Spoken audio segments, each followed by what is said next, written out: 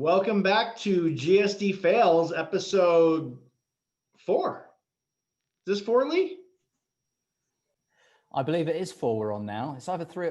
Yeah, it's 4. 3 was with John, which we're about to release, but 4 is this one. Perfect. Well, GSD Fails, episode 4. For those who are not familiar, GSD Fails is a series of conversations to explore resiliency in the face of adversity. We will talk with people who have fallen and have been transformed in some way by their experiences. And we like to think of life, sometimes we fail in life and sometimes life becomes an epic fail, but people can rise to become something new, someone better than they could have been without the fail. And Gabe Garriga, personal friend of mine, is a person who has become better than he could have been without the fail. And Gabe, introduce yourself real quick. Hi, yeah, Gabe Garriga. I know Tim. We served in the Army together in the National Guard, and yeah, just happy to be here. So awesome.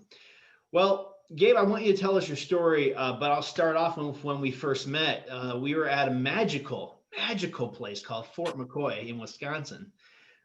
We were in sub negative 11 degrees Fahrenheit, negative 20 degrees Fahrenheit, negative 30, depending on the wind chill, in the ranges, doing our certification courses so that we could get flown to Kuwait, where it was 111 degrees, and help with the invasion of Iraq. So it doesn't make sense where they put us for where we were going, but that's how it works when you're in the Guard. And when I first met you, you had literally just been flown from basic training to join your unit, which when you went to basic training, we weren't deployed, and you were joining the Guard for college. So tell me about how that started. Yeah, that's always a great beginning to the story. I joined the National Guard thinking, I just do weekend a month and at the time go to college. I actually did have hopes of joining, afterwards after finishing college, but there was different plans. Right after, it was actually when I was in AIT doing the MP school for military police that basically all the invasions talk was happening, and then as soon as I got out, I came back home within I think a week, not even, received a letter in the mail type of thing saying my unit was activated and go report for duty type of thing. And I said, okay, I mean, technically that's what I signed up for also. So I always kind of joke that I joined the National Guard and never did a weekend. It was just sort of like straight into active service almost. So, but yeah. Yeah, sure. I keep going or just sort of like. Yeah, do your thing, man. Yeah. No, yeah. When we're thinking of, life experiences that, especially hard ones that have happened that shaped us, that really was the beginning of my story. As Tim mentioned, we were in Fort McCoy, Wisconsin, freezing to go to the hot desert. And, kind of doing our training, doing what we needed to do. And once we got there, again, just doing what we needed to do, doing our mission, doing a lot of convoy security, just kind of odds and end things. And while I was in Iraq, I ended up getting involved in a vehicle accident. I was injured one day. Basically, what happened was I was the gunner on top of a Humvee. This is about a few months while we've been there. We've been there for several months at that point already. I was the gunner on top of my Humvee. So my Humvee collided with another Humvee while we were responding to a checkpoint incident. So what resulted from that was a fire, a vehicle fire. And since I was the gunner on top, myself and the other gunner in the other Humvee ended up getting burned severely. I was in the rear, I kind of landed right in the middle of where the accident was. 45% of my body was burned. The other gunner, Sergeant Stephen Ashey, was also burned. And we were both medevaced to Fort Sam Houston in San Antonio, Texas. The Brooke Army Medical, at the time it was called the Brooke Army Medical Center. I think now it's San Antonio Medical Center or something, but which is an Army hospital that specializes in burn care, burn treatment. So, my time in Iraq wasn't as long as everyone else, but, got kind of cut short because of that. Then, but your mission didn't end when we all came home. And I gotta say, you didn't do the incident justice. So let me recap what I know of the incident. You Yeah, were I the want to know rear more about. gunner in the rear car, Yes. or rear Humvee. And basically what happened was you guys were taking the exit. The vehicle in front of you braked. We all have fuel cans strapped to the Yep. back. Ruptured the fuel can. The fuel and vapor went into the engine manifold, which caused a fireball. You got flown through that fuel fire, were yourself on fire. The guys with you had to put you out. And actually, even Sergeant Rock, he had burns on his hands from actually putting you out. And your trauma plates had superheated to the point that when you got to BAMC, they actually had to start.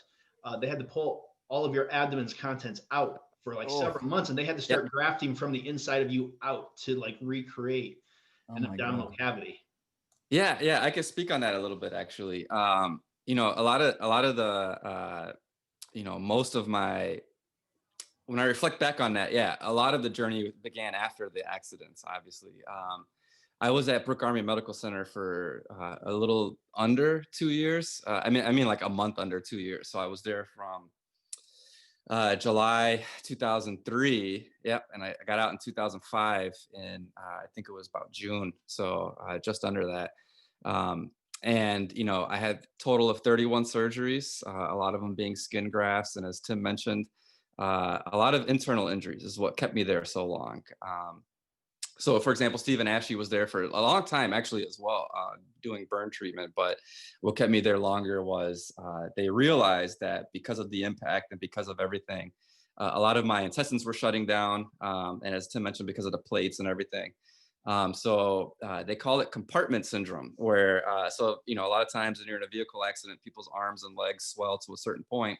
But I had it in my abdomen. So, the doctors were telling me, telling my family at the time, abdominal compartment syndrome is something that's very severe. If your intestines swell, if everything inside swells too much, it could damage major organs. So a lot of that was they had to relieve the pressure. They had to open up my stomach just to relieve pressure.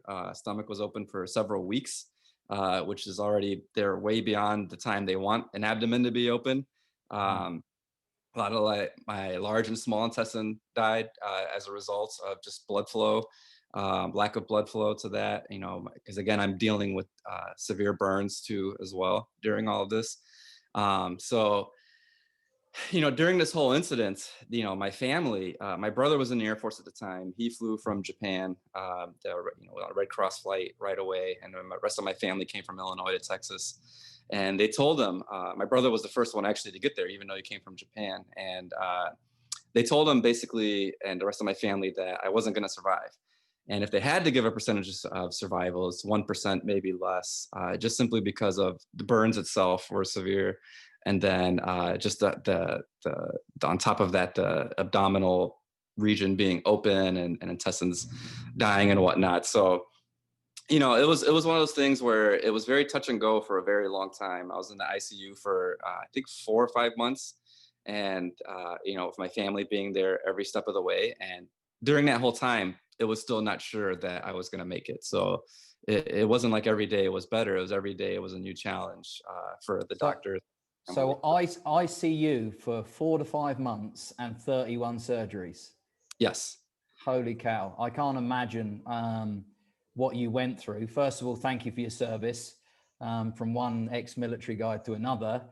And for my British compatriots, or compadre, should we say, the National Guard always amazes me of how operational you actually are. In essence, you're meant to be a reserve unit, or in retrospect, yet you're super operational. And proof was in the pudding that you were on live ops, and you went into this tragic accident. So it was a vehicle accident, a road traffic accident, or was it an IED or something else? Nothing untoward, or just a normal accident? No, yeah, it was just the actual moment of impact and everything was just a vehicle accident, just rear-ending another Humvee.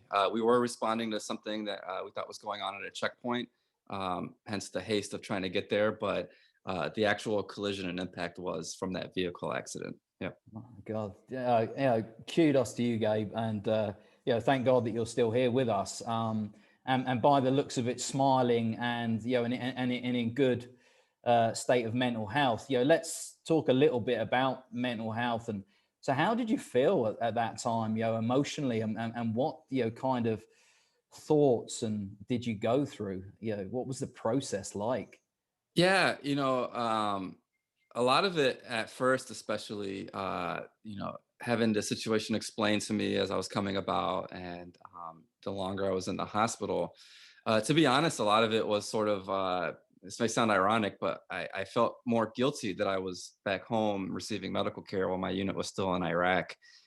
So until they came home, really, that was sort of a struggle for me of seeing things on the news all the time, of the invasion, everything still going on, and just knowing that I was home.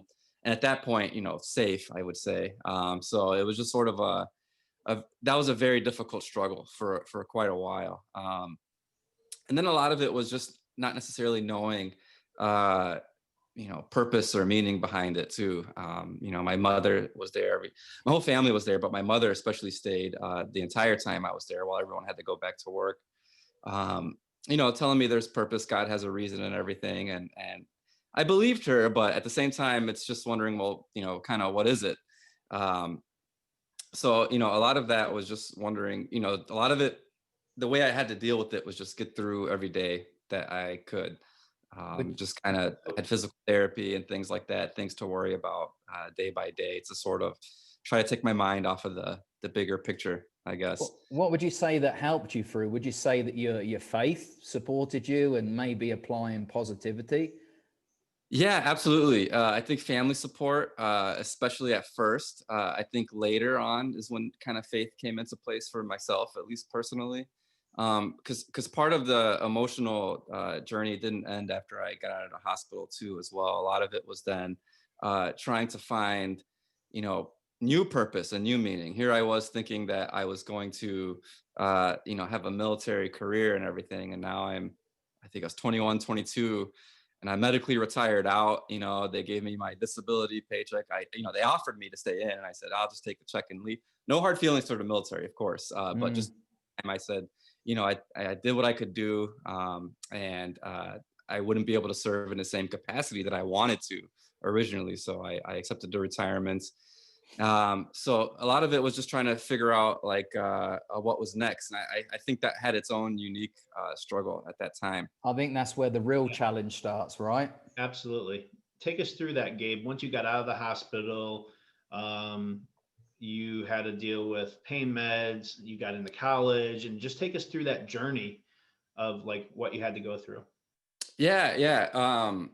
Yeah, pretty much right away. Looking back, I wish I just took more time to process what was going on. But at the time, I felt like I needed to keep moving. I needed to change a direction and find something new. All the while, I was still dealing with a lot of, I didn't know at the time, a lot of mental and emotional issues. Some of it even just like physical, some of it like literally just like memory loss issues were very bad initially when I first got out. And I think it had in part to do with medication and just, overall things that were happening. Um, I ended up going to college downtown Chicago at an art school. Um, another lifelong dream that I had, kind of like a pipe dream, but I was just sort of like, I'm actually going to try this, try to achieve something that I wanted to do and go to school. So I started going to school, try to find, meaning in what I was doing and working towards. And I think there was a realization at one point that this still isn't making me happy. I was young, living the dream, getting everything I thought I could ever wanted, and by that I mean like being young and having a paycheck without having to really work in a sense at that time, but and just being able to go to school and do what I want to do, and did that for about a year. And I think the hardest point was the realization that um, I did everything, or I am doing everything that I wanted to do, and still was not happy, and still did not know what was going on in my life, and realizing that I never really took time to process what happened and who I am now because of what happened. So, And I think that was the key moment for me. One of the key moments of me of in a sense, my fail. I dropped out of school. And looking back, I'm like, thank God I dropped out of school. I was wasting my GI benefits, for the military paying for it. So I saved my benefits for later. So I dropped out of school, and just was, went through a few months of just even more severe depression of just staying in my apartment at that time in Chicago. Just because I didn't know what else to do. I just stayed inside, just going out to get groceries and whatnot, and wondering where my direction would go from that point on.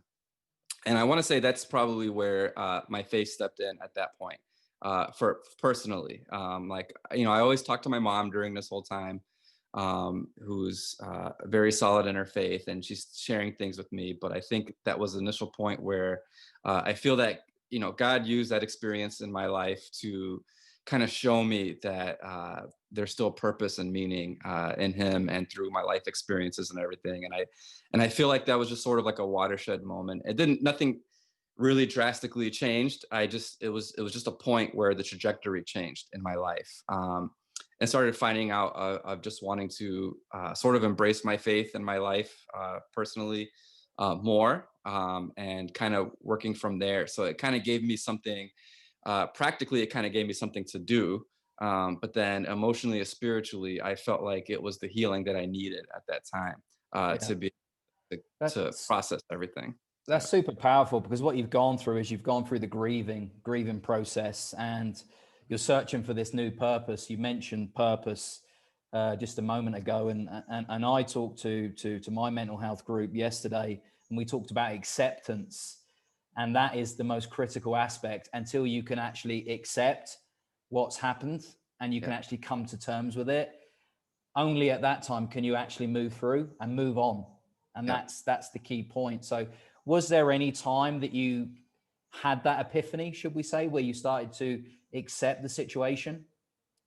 Yeah, I think it was a lot in stages. I think the faith part of it just kind of happened. Started opening my Bible and reading and talking to my mom about what I was reading and processing it. But I think, it was a few months down the line that I had to come to the acceptance that this may sound silly, but like it was like I'm an injured veteran, and that's sort of who I am now. I realized that later. I was trying to not deny that part of me, but not necessarily own that part of myself.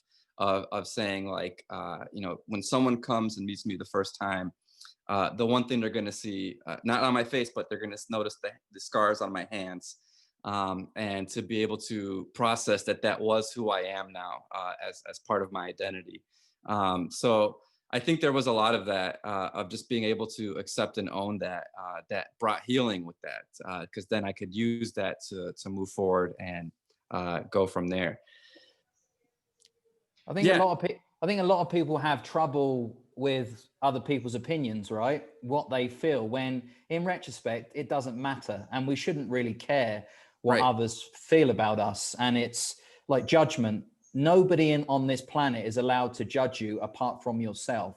You're the judge and maker. Simple as that. And I know you know this from reading the Bible, is that I have faith too, and I'm a great believer in faith. But when I think about faith, that doesn't mean that I go to church. I'm not a symbolic person, right? But I believe in a higher being, and I believe that something helps me and pushes me on and forward. So I think it's an important message that we should always say is, look, don't care what others think about you, and don't let that drag you down. And I'd imagine that you went through hell by having the visual scarring, and I have no doubt that you probably looked in the mirror at yourself and had that sense of hatred, and then, oh, what are people going to think about me? And you have self-doubt, and I'd imagine your confidence was rock bottom. So how did you, if you don't mind talking about, how did you deal with that? Yeah, I don't know if it's something that I would say specifically that was more by intention as more than by an effect of something, of other things happening in my life. Again, like I said, like I think that was the issue before, was that I did feel like other people were judging me, and I did feel that like so I wanted to suppress that part of my identity. And I think that was when I did accept that and acknowledge this is who I am, I started to realize that, I think I was just making that up in the first place, what other people were, what their perceptions were and everything. So I think just realizing that was probably a big thing, is that other people, I was putting projections on the other people of what they thought of me. And that was just unfair to myself. I feel like that was very destructive. And then trying to shape how I viewed myself from that was, I think, destructive. I think realizing that I was doing that, and realizing, just to not do that, in the sense of I don't read anybody's mind. I can't read anybody's mind, and just acknowledging that, I think, helped. It takes time for that, I guess. But I think, like I said, I don't know if it was anything so intentional, but more of like the effects of that way of thinking. But So, yeah. so Gabe, at what point did you come to a decision point to say, okay, I need to come up with a new plan. Like I need to find a way to move forward on a different path and chart a different life for myself. Can you tell us what point that was and what decisions did you have to internally make to change your mindset? Yeah, I think, at least for myself, it was more gradual than before. I think I wanted to take more time than I did before, because of jumping from getting out of the hospital to jumping right into college without processing anything. I wanted to take more time. I think the trajectory of going the faith route, I did that very slow. I did that very intentionally slow. And eventually that led to wanting to go back to school. And again, I did that very slow as well too. Once I made the decision, like, okay, maybe I will go back to school. Maybe I will use my education. I still didn't want to go immediately back. I still said, it would be at least a year out from that time. So I think a lot of it was I uniquely had that ability to do that. I feel like, just simply because I didn't necessarily have a job at that time either. I was living pretty below my means and using my retirement to pay the bills. So I think that was, sort of God's provision at that point. So I was able to really be intentional with focusing on that aspect of my emotional, mental, spiritual health, that I believe is, not everybody has that luxury or ability to do that and to take that amount of time. So I'm very grateful for that period of my life. And that sort of was I think the biggest decision that set the trajectory for everything else, was going back to school. And just through the relationships I built from that, kind of one thing went to another of meeting my wife at college, thankfully. So and I ended up doing ministry. There's a Navy base by my house, the Great Lakes Naval Station. So one of the things I really felt called to do was to serve there, assisting the chaplains there. So which I'm still doing to this day. So I've been involved in that in one way, shape, or form for going on 8 years now, I would say. Well, maybe more than that, about 10 years. So just being able to tie the different things of my life together, and that ability of, my military service, my experiences as a veteran, my experiences with trauma and recovery in a hospital, and my faith. I'm finding that fit where assisting the chaplains at the Navy base and naval station here has been uh, very positive for me, in a sense, like positive reinforcement. I'm glad to help others, but at the same time, it's helping me too as well. And and just I guess just through our home life too. My wife is very supportive of everything that I do, and I'm very supportive of everything that she does. We do a lot of things in our home too, as well. Tim knows that we're both foster parents as well too. And I think just that aspect of our lives together, being one of serving others, I think has been very key. I think looking back at any type of leadership role I've had since then, I think, modeling that servant leader type position is very key to leading a family, leading ministry, leading businesses even.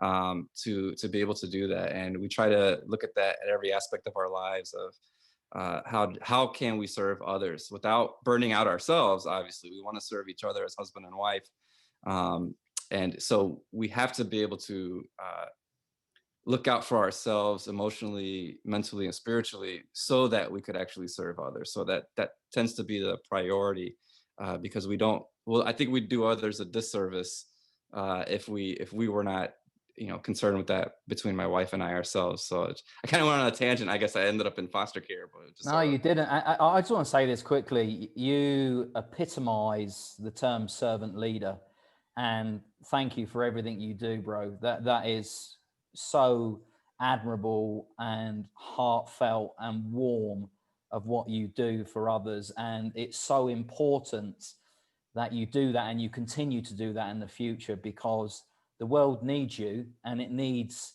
more humans like you that are willing to share that human touch to give back to others. So I just wanted to say that quickly, and thank you, mate. I appreciate that. Thank you. Gabe, one of, if I can kind of give my very outward, view on how you have evolved through this. So like we met at Fort McCoy, doing our mobilization exercise, getting the certifications done, so that we could go to Kuwait and wait for everything to kick off. And you were that super happy go lucky guy, fresh out of high school. You're like, hey, how's it going? You and Yanni always messing around, good times. But the funny thing is when we were getting ready to go, I remember you being like, hey, Doc, so like, what do you actually do when you're not in the military? Like, are you actually a medic? Because I kind of feel like I'm going to get shot. Like, have you ever treated a gunshot wound? And I remember laughing it off, but like, yeah, I'm a paramedic. Like, this is actually what I do. And you're like, great, because I'm pretty sure I'm going to get shot. And I'm like, dude, you're not getting shot. Nothing's going to happen to you. Like, nothing really happens to most people. And then within a couple months, 4 months of being in country, you got burned up. And I actually, with your consent, I'm going to have the editors roll through the pictures that I have of your Humvee being burnt down to like below my knee height, your Mark 19 burn up, your trauma plates burn up. Like I have all that. I took the pictures. So we came and we, cleaned it up. And then the next time that I saw you was the party that my wife and I threw for our first anniversary. And I had invited you down and you had come down and you seemed to be doing good. And we talked, and I remember my wife, she understood, but she was a little miffed because as soon as you showed up, I like left the party. I was like, okay, we're over here.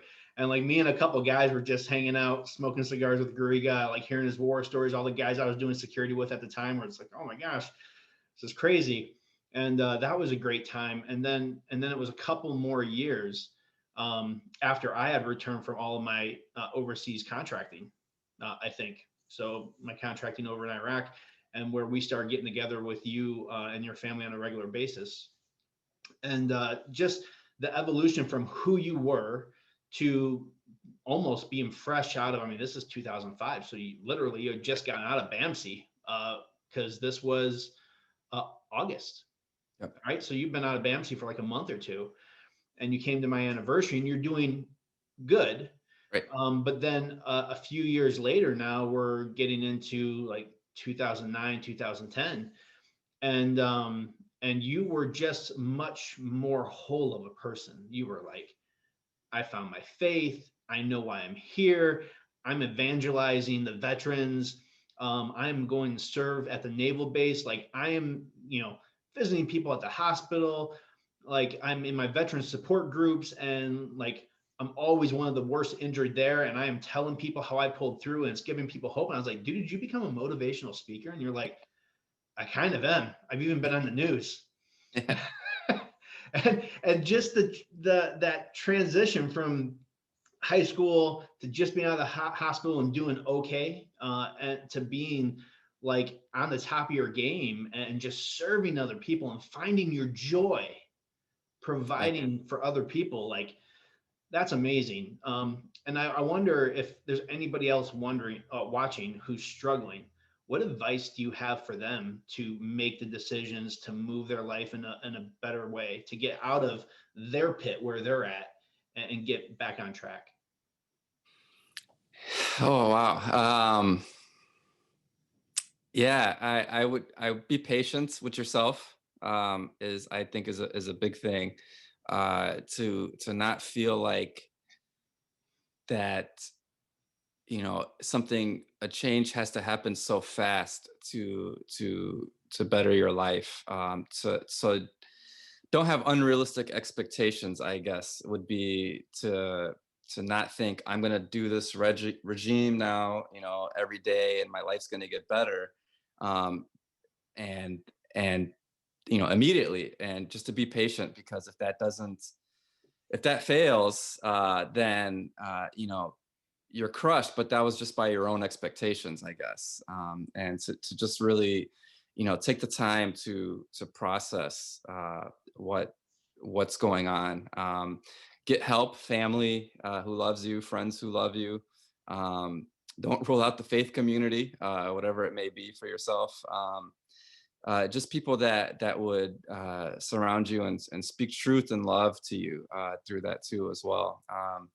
Because I look back, and I think one of the better things I can look at that was a constant was my mother's support. My entire family as well, but I definitely uh, had a new relationship with my mother from the point of injury forward. That she was much more blunt with a lot of things with myself, and I to her, and we worked through those things out. So there was a constant presence of someone I knew that looked out for me, that was willing to not sugarcoat everything too as well.